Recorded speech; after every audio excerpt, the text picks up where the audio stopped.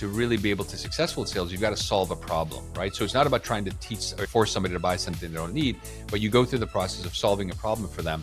And that builds momentum, your confidence grows, and the process becomes familiar. Founders who are committed to sales and engaging in the sales process are going to be the best advocates for their vision and for their product in early stage conversation.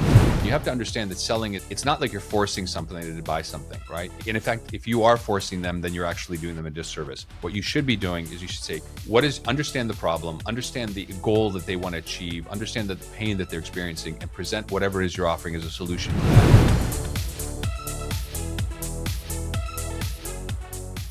Today we're going to talk about founder-led sales, how to launch and build a successful business. My guest is Zoltan Vardy. Zoltan is a B2B sales advisor who helped over 200 B2B tech founders in 26 countries win more high-ticket clients and grow revenue faster.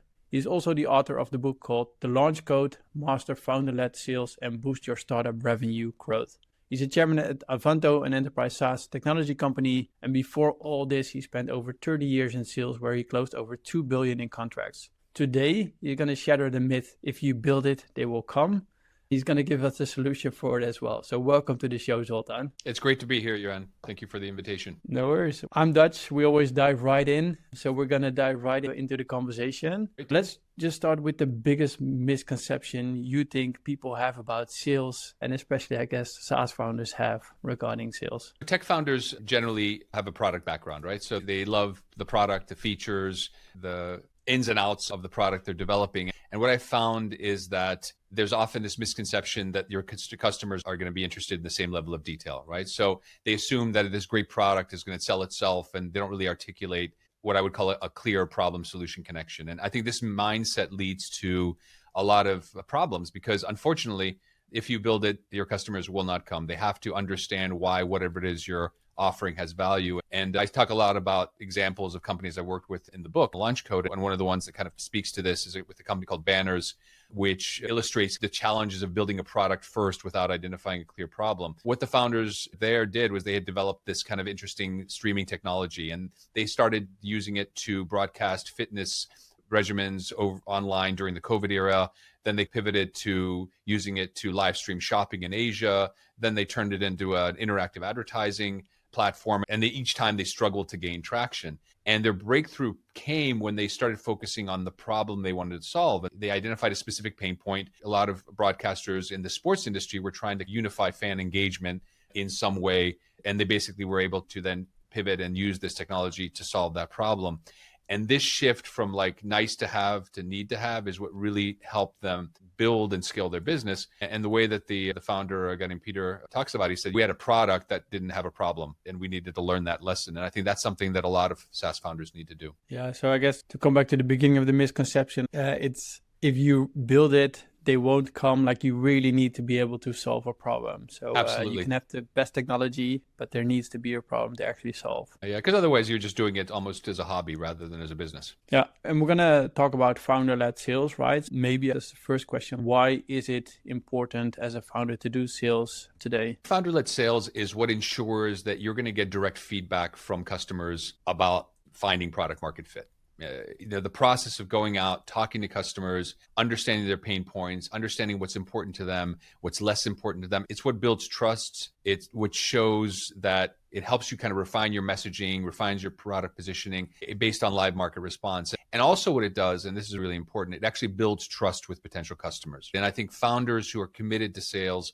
and engaging in the sales process are going to be the best advocates for their vision and for their product in early stage conversations. And in so many cases, I've seen this in the companies I've worked with, where if sales was a bit of a struggle, they couldn't really get traction. The moment a founder embraced the sales process and started engaging in those conversations was when they really started getting results. Those founders who delegate this early on will find it's a much more difficult path. Yeah. And when you say embrace the sales process, you really mean like getting into the sales calls themselves, or is it also about like actually creating a proper process around the sales? It's both. I can give you an example of the company I worked with called Camp Map, which is basically a SaaS tool that helps campground owners to provide information to their customers about what they can discover at the campgrounds. I was working with a founder called Simon Neal, And he was in a situation where he had hired some salespeople to do a lot of the early stage sales for his company.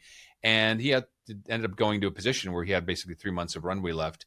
And it was at that point he said, look, it's either I fix this or I'm going out of business. He literally rolled his sleeves up. He restructured his offer. He introduced an onboarding fee because he had realized the customer is willing to pay up front for certain elements of his product. He started directly addressing client objectives. And what he ended up doing is actually taking the company out of that really deep drop and going to a stage where they've now quadrupled their SaaS revenues. He's gone from a single market in Central Europe to 11 markets around the world. And it was because he actually took part in the process of selling.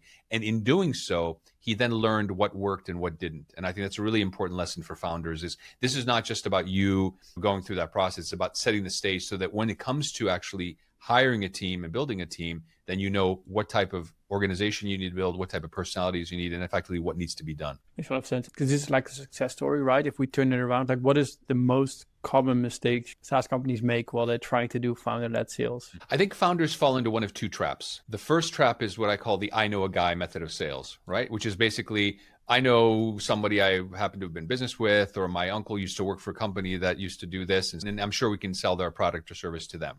That is maybe effective in the short term. You can get maybe a couple of deals, but it creates a false sense of security because you end up spending time selling to people who already you've built some trust with. The problem is it's not really scalable, right? There's a limit to how many of these type of relationships you can build. The other end of the spectrum is the spray and pray approach, right? You send out 10,000 emails or direct messages and you pray that somebody's going to respond. That's what I believe to be more about tying your blindfold on and throwing darts. You know, sometimes you hit bullseye, sometimes you don't. It's really difficult to gain traction. And I believe that those are the typical mistakes that lead ultimately to founders spending too much time trying to sell to too many different types of people rather than narrowing down on an ideal customer and really focusing all of their efforts on serving the needs of that ideal customer to then scale the sales process. Okay, cool. Let's dive into your blueprint. We can't rely on I know a guy and can't rely on send and sprays. We need to find the middle ground, not going to our own network and not going to everybody. So if somebody now is listening and they want to do founder-led sales successfully in the best approach, like what would be a blueprint framework they can use? The blueprint that I developed was on the back of my own 30 years of closing large B2B deals in a corporate setting, but also as a founder, as well as the work I had done with over 200 founders in 26 different countries. And what I discovered is that they basically fell into three typical traps, right? So the first one was they lacked focus, right? So they didn't have a really clear, focused offer and message. And so the first pillar of the launch code is the system that I wrote about in the book and also that I teach is that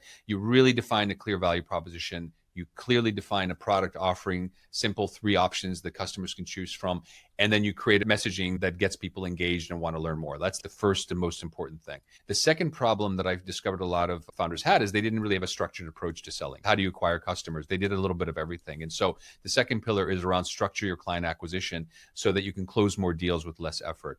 That means focusing on outbound sales to start, putting together a list of target customers, going out, speaking with them, engaging with them, building partnerships with third parties who will enable you to expand your reach and your efficiency and build your credibility. And then finally going into inbound marketing where you're actually creating an environment where people will find you mostly through digital marketing and some event marketing. The third problem was this concept of, okay, so as a founder, I'm there in the front line of sales, but there's only so much one person can do in 24 hours a day. So I need to figure out how to scale this.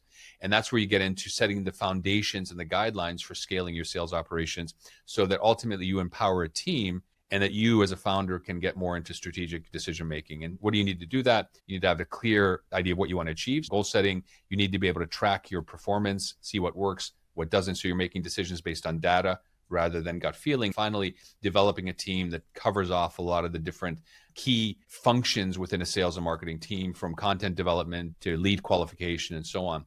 And so it's that focus, structure, and scale process or blueprint that I teach and that has benefited a lot of founders who needed guidance to figure out how to sell effectively. Yeah.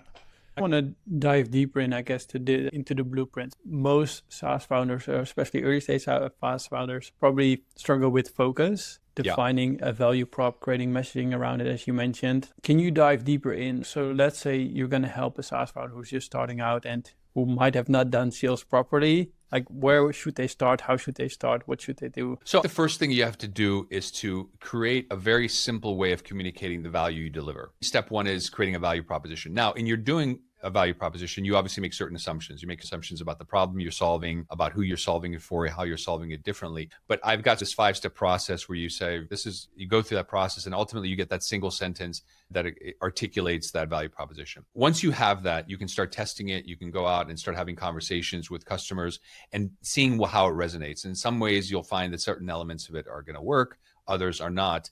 And then as you start having these conversations, you'll also realize that you need to narrow down your offering, right? So one of the mistakes that a lot of founders make is they try to sell too many things, right? So it's this kind of blank sheet of, I can help you solve this problem. I can do it this way, but really narrowing it down, saying, hey, these are the 3 different type of options you have. One of these is most likely to be relevant for you. I suggest you choose A rather than B so you create that process, that funnel of decision-making.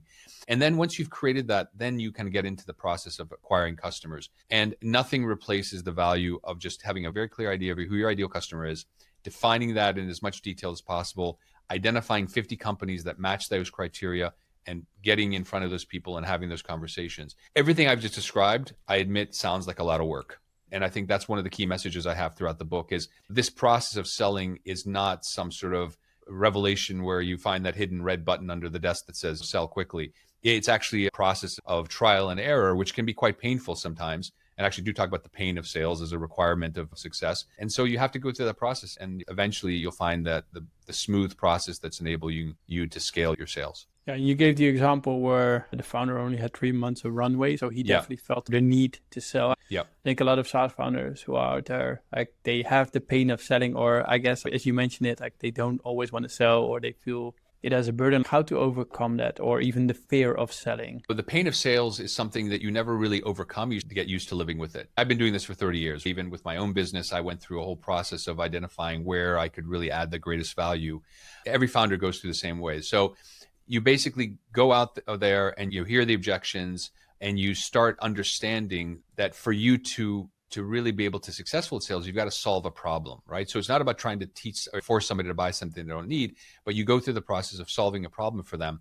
And that builds momentum, your confidence grows, and the process becomes familiar. A great example of a company I worked with out of Poland called Audit, founder-led. Alexander was a very typical technology founder, a really strong product background. And when we started working together, he told me how he really felt like sales was really odd, right? And very stressful for him. And as we worked through the process together, he understood that he needed to be at the front lines of that. He shifted his mindset to having to focus on solving a problem for somebody and not necessarily trying to force them to buy something they don't need. The results have been amazing. Basically, in 2 years, he went from a single market in Poland to 12 markets around Europe and the US.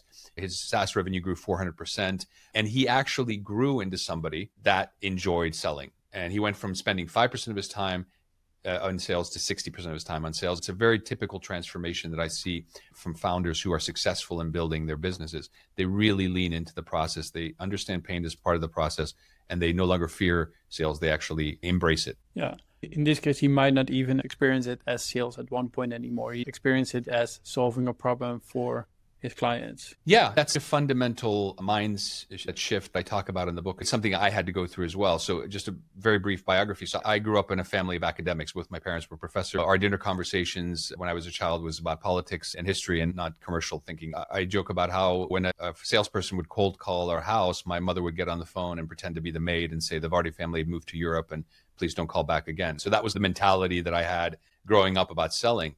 And what happened was I had my first sales job. I was actually working for Cartoon Network. My first sales job was, I built my corporate career in the media industry. My first sales job was selling advertising on Cartoon Network in Central and Eastern Europe. And I remember going on a business trip with my boss at the time, a guy named Dan Lovinger. And we were in Moscow and I was struggling with this based on what the background I just described. And he's the one that told me, he said, look, Zoltan, you have to understand that selling, it's not like you're forcing somebody to buy something, right? And in fact, if you are forcing them, then you're actually doing them a disservice. What you should be doing is you should say, understand the problem, understand the goal that they want to achieve, understand that the pain that they're experiencing, and present whatever it is you're offering as a solution to that. And let's be honest, who doesn't want help solving their problems? If you adopt that mindset, which I did as well, you'll find that selling is just part of a fluid process. And sometimes you say no to customers because you can't help them. And sometimes they say no to you because what you're offering isn't relevant for them. And you you move on and you find people who want to do business with you. Yeah. It's almost what you're currently doing, right? You're telling a story in a way where I guess you had a certain beginning and in the end you had a certain end, and you're like going through it. And that's what sales is as well. Absolutely. It's a transformation process, right? By the way, I think it's almost universal in themes. If you think about movies, if you think about, there's always a hero who goes through obstacles to arrive at an outcome. By the way, writing the book is the exact same thing, right? So when you sit down and write a book, you're like, okay, so what is the situation that reader is finding themselves in? In my case, a founder who fears sales, who avoids the pain, who doesn't want to deal with it, understands that somehow he has to because he needs to build a successful business. And you take them through this process at the end where they turn into somebody who actually is confident about it and enjoys it, likes it, understands its value. It's the exact same process and journey you're taking your customer through, and something that if you do well, as with anything, the more you practice, the better you get at it. You can actually be very effective. Are you struggling to find a cost-effective and scalable marketing channel? Check out Reddit. We help you to have other people recommend your SaaS, and you would only pay them when they deliver you paid clients, making it a very cost-effective and scalable marketing channel. Want to learn more?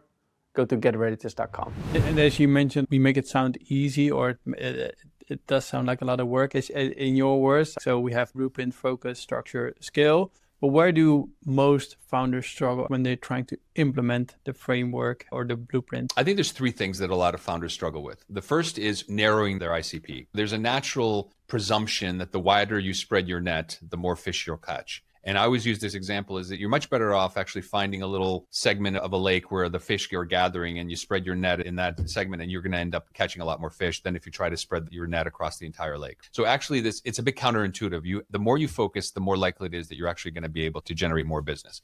And that process of focusing, of letting go of things that you feel like, well, if I do this, then I'm going to be missing out on that. That's the first challenge. The second is overcomplicating messaging. There's a natural tendency for a lot of tech founders to speak in jargon, to speak in the latest buzzwords. And the fact is, most customers just don't have the bandwidth to understand everything. You have to speak to people as if you're talking to an intelligent 12-year-old. And that's where you are going to be hitting that level of communication that's going to break through that incredible noise that we're surrounded by in terms of marketing messages every day, whether it's online or offline, and just explaining what you offer in a very simple, easy under terms. And the third mistake they make is they skip the structure, right? So they do a little bit of this, a little bit of that, but there's no process that they follow.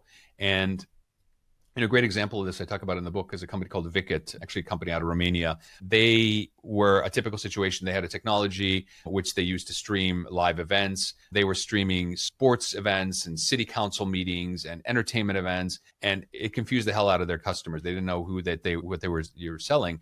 And so by narrowing the offer and realizing that their technology actually was really relevant for sports, turned them into a perfect solution to a very specific problem, which in this case was helping sports team managers to identify and tape the practices and the games and identify where they could help their players become better. Just by simply using that same technology for a very specific problem, enabled the company to scale from 2 customers to 24 customers in a matter of months, and to really start scaling their business in a way that made it long-term beneficial for the business as well as for the founders. Yeah. Nice. And I think the most tricky part, if people are now listening and they think, yeah, okay, I'm definitely going to start with sales. Like, they probably have to buy the book, but we'll add a link to it at the end and we'll make sure people find it. If they won't read the book, or if they want to start, let's say tomorrow, this afternoon already, what is one thing they could already do today to at least get started with doing sales themselves? Okay. So the process I would go is, first, identify the problem you want to solve. Step number 1. And that has to be as specific as possible, right? So it shouldn't be, I'm going to help people generate more revenue. It's, I'm going to help them make their outreach process to potential customers 10 times more efficient, and it's going to enable them to book a lot more meetings in less time. So just as a very specific sales example. Once you've identified the problem, then you're going to say, who is it that's most likely going to benefit from this problem? That is the customer that you want to target. Once you've established those 2 things, then you will go out and you'll make a list of 50 companies that match that profile, that feel like the type of companies that would benefit from that problem solution connection. You then send simple, personalized messages to each of the decision makers that you might have found on LinkedIn, or you might have found through some of your network contacts, focusing on their pain, not on your solution, but on the pain that they have. And then you actually will, with the intention of booking introductory discussions and asking a series of questions to discover whether the problem you've identified exists, and then figuring out how you can solve them. That's the foundational stuff.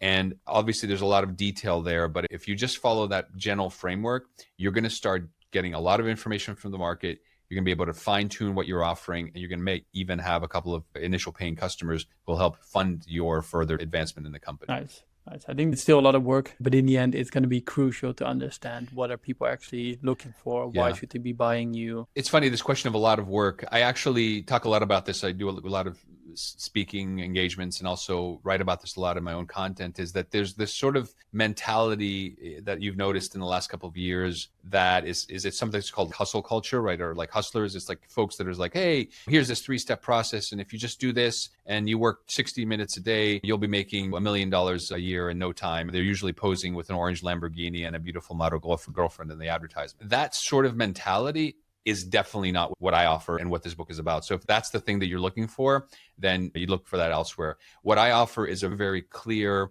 process that you follow, that with the necessary amount of investment of time and work and energy, you will reap results, but it does require the investment. And I'm sure as a founder yourself, you know that building a company is hard work. It's not easy going. And there's a reason why a lot of people don't start their own businesses. So you have to be prepared to put in the time and effort to achieve results. And that's what this is going to give you in the context of selling high ticket products and services to enterprise customers. Yeah, because in the end, as you mentioned at the beginning, you can't start with the send and spray approach. So you just go out to everybody. And I think that's what people are trying to do or did with cold outreach, where they just message everybody they can, because you can just download all the data you can. Sales is a numbers game, right? There's this standard statement that you hear people say, and there is some value to that. It's more likely you will close business if you speak to 10 potential customers than one, but there's a big difference between which 10 customers you're going to reach, prospects you're going to speak to as well. Yeah, there's only one first impression you can make. So if you're going to mess it up and you're not actually solving their problem, or you don't know which problem you're solving, you might not be able to solve it later down the line again. Yeah, absolutely.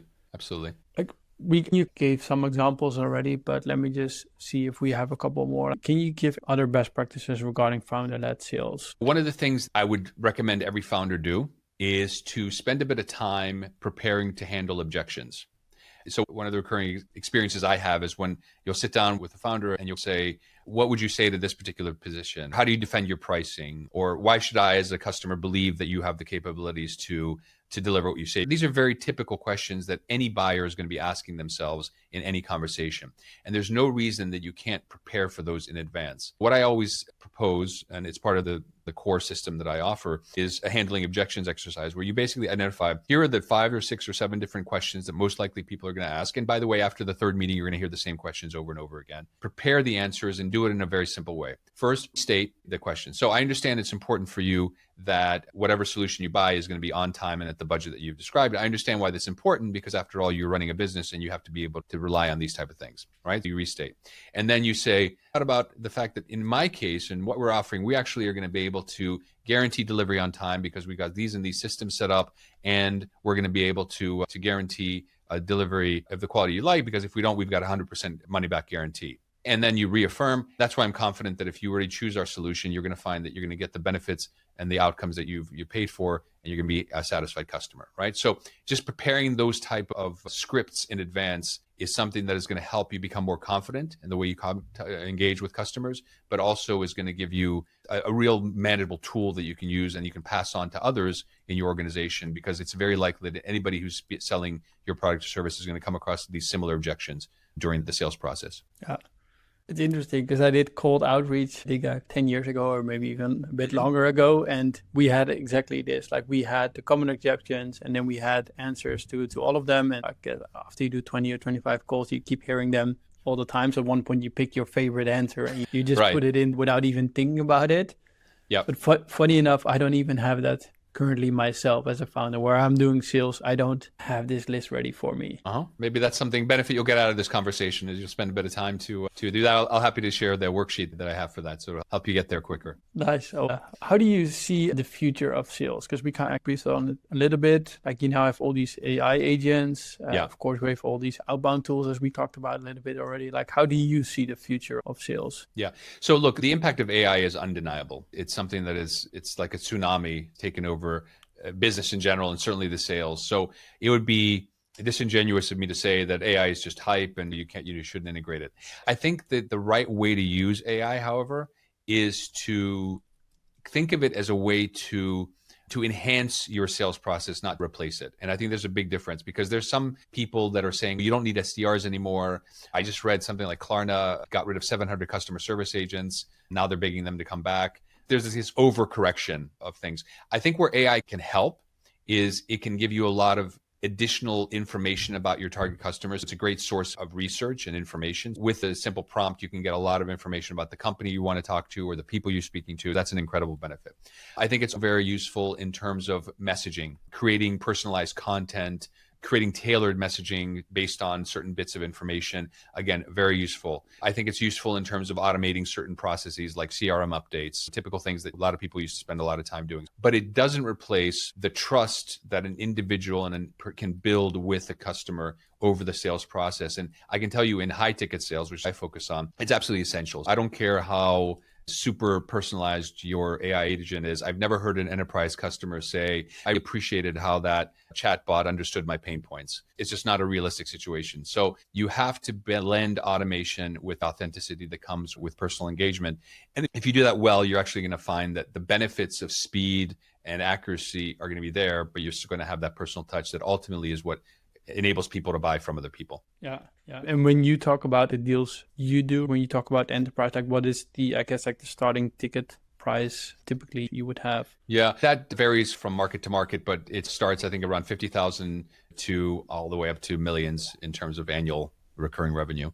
Obviously in Europe, in the US, it's 250,000 and above. In Europe, in Western Europe, it's probably 100,000. In Central and Eastern Europe, it's probably 50. Yeah. So if you're above that threshold with your ACV, then you probably want to have the person in there. Do you have any opinion on if it's going to be lower than that? There's a lot of companies who don't target fully enterprise. Yeah, that's something I have less experience with. But if you're selling at a 20 euro a month type of pricing point, just as an example, it's probably something that people will have much more of an initial reaction to something and click and buy. If you're selling at that price point, automation could be more effective. But if you're selling anything where it's going to require somebody to put a little bit more of thought into buying it or not, and just having that sense that you're actually doing business with somebody rather than a chatbot, I think you're going to have to use some element of personalization, personal contact to do that.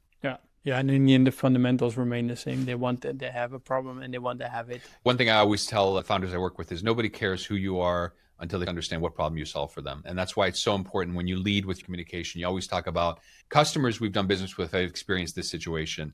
This is a situation that we found to be valuable that we can solve.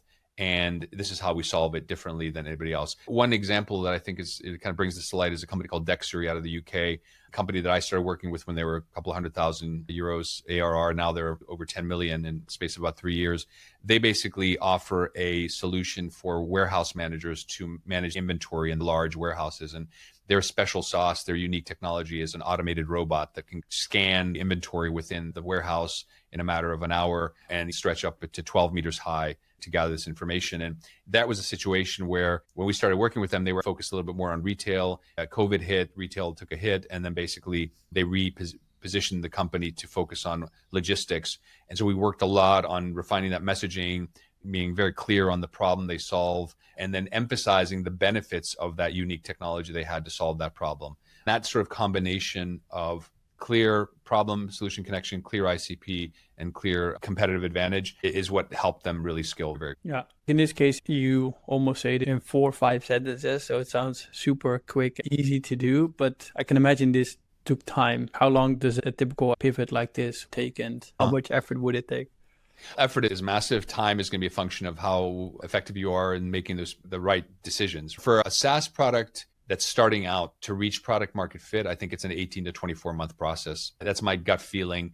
And then from that, it becomes a question of scaling. Having said that, product market fit is not an end game, right? It's a moment in time where you have found there's a problem that you're solving in a unique way and customers are willing to pay for it. And I'm sure you will have experienced this as well in your own background, is that at certain stages, you have to revisit your problem solution connection. Is that still valid?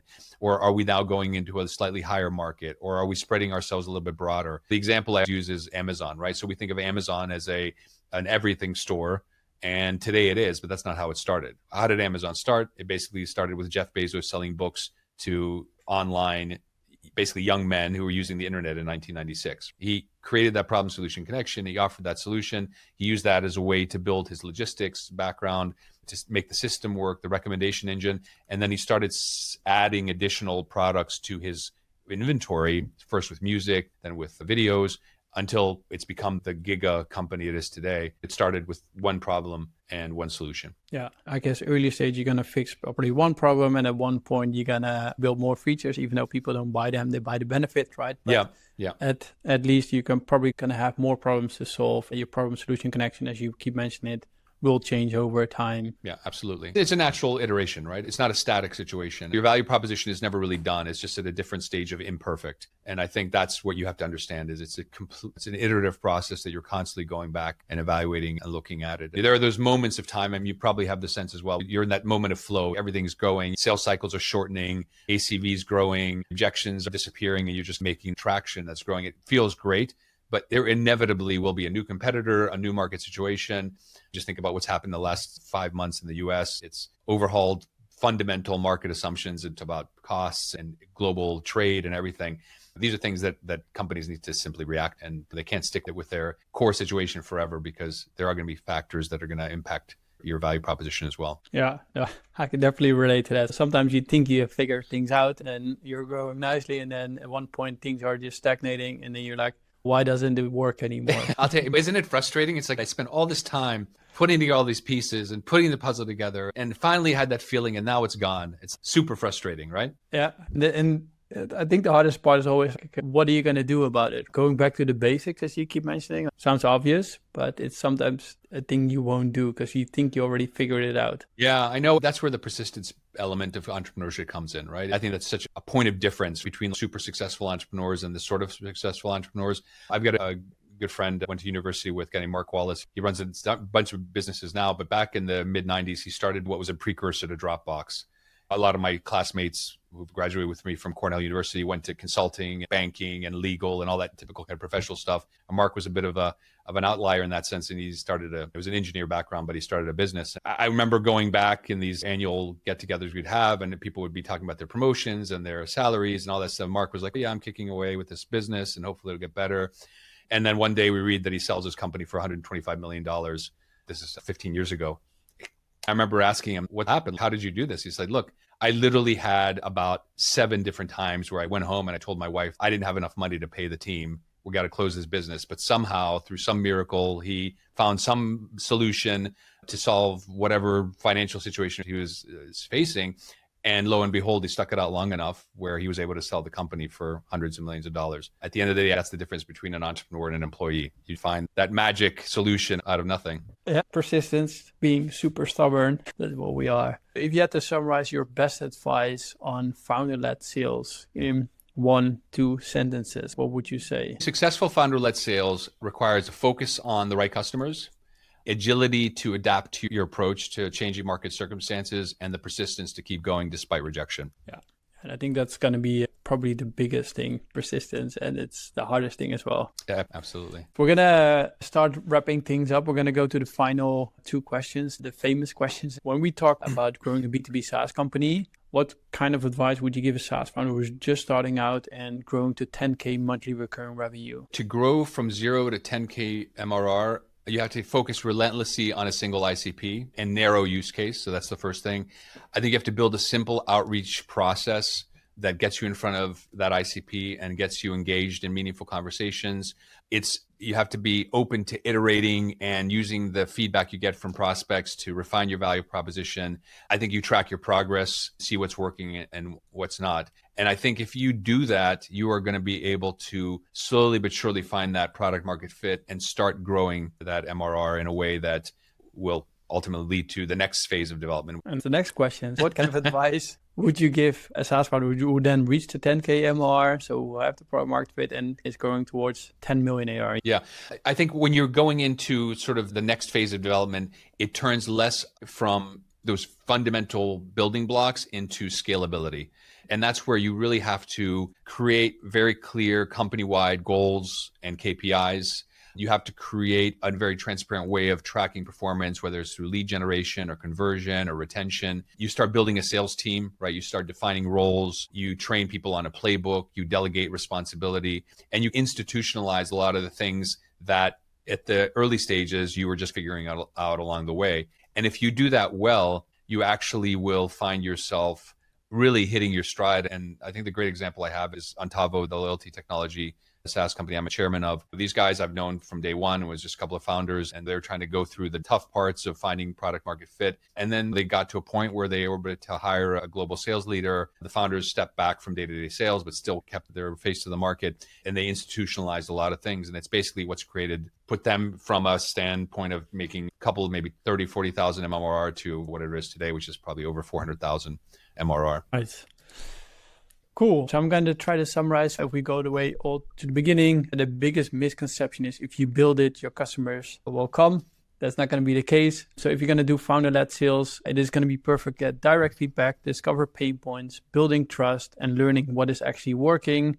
Biggest mistake, I know a guy, and then reach out to all of them, or go the other way around, send and spray approach. That's not going to work for you. If we're going to follow your blueprint, focus, structure, scale, if you start with focus, define a clear value prop, create messaging around it, identify the problem you're solving. Ideally, put your value prop in a single sentence, see how it resonates with your market, really narrow down your offering, don't overcomplicate your messaging, and spend time to handle objections because it's going to help you to become more confident. If we go to structure, close deals with less effort, narrow down your ICP, find a small segment to focus on, get used to the pain and fear of selling, and really try to solve a problem. It's just going to make things easier. Create a process for your sales and keep persistent. If we're going to go to scale, create goals, playbooks, processes, being able to empower a team to do the work and make decisions based on data instead of gut feeling. If we look at AI, leverage it, but it won't replace the trust of a person, and keep following problem, solution, connection. And I guess to end it off with, when you think about sales, who doesn't want to help to get their problems fixed or get the solution to their problem? Keep reminding yourself that. You're a human ChatGPT. That was perfect summary. Who needs AI? Who needs AI? Exactly. And for anybody who's interested in actually hearing everything that Joran just summarized in a little bit more detail and more form, I do want to make an offer to your audience. For those of you who want a taste of the Launch Code book, which again captures the work I've done with these 200 odd companies, lays out the system, but brings it to life through stories and examples, as a good book should, ask that you recommend that you go to zoltanvardy.com. That's my website, /book. So zoltanvardy.com/book. You can sign up there to get the first chapter of my book for free. And you can decide later on if you want to purchase it either in ebook format or in printed format, or soon in audio format, coming out in early July. Welcome anybody to do that. And if you want to reach out to me on LinkedIn, you can do. I am still to this day the only Zoltan Vardy on LinkedIn, as far as I can tell. So I'll be easy to find. It's always my pitch as well. I'm the only Joran Hofman, or at least the only Joran Hofman with a blue sweater. Growing up in the United States in the 80s with a unique ethnic name was a nightmare. Now I'm benefiting from it because it's actually relatively unique and people can find me easily. Nice. And you bought the .com domain. I did, indeed. I did. So we're going to add a link to your LinkedIn profile. We're going to add a link to your website with the book so they can get the first chapter for free. Anything else before we close off? I would encourage founders to get out there and get comfortable with the idea of selling, because it's going to be not just a rewarding experience, but actually it's the key to building a long-term sustainable business. If that's not what you're in the game for, then there's no point in getting started. Perfect closing. For people listening, we're going to add a poll to Spotify. Please answer it so I can learn if you guys actually enjoyed the podcast, the episode or not. And if you haven't done so, leave us a review so we can boost the algorithms. Thanks again for coming on, Zoltan. It was my pleasure. Thank you very much. Thank you for watching this show of the Grow Your B2B SaaS podcast. You made it till the end, so I think we can assume you like this content. If you did, give us a thumbs up, subscribe to the channel. If you like this content, feel free to reach out if you want to sponsor the show. If you have a specific guest in mind, if you have a specific topic you want us to cover, reach out to me on LinkedIn. More than happy to take a look at it. If you want to know more about Rarities, feel free to reach out as well. But for now, have a great day and good luck growing your B2B SaaS.